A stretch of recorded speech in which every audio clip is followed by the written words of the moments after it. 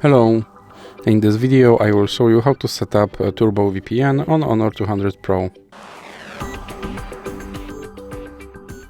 So you have to start by opening your Google Play Store, then click on search bar and type in Turbo VPN and click search. Now select this application and click install. Now you can click open and then click on agree and continue.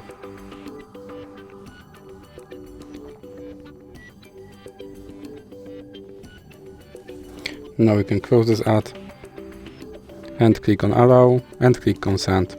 Now you can click on this button to start VPN and click OK.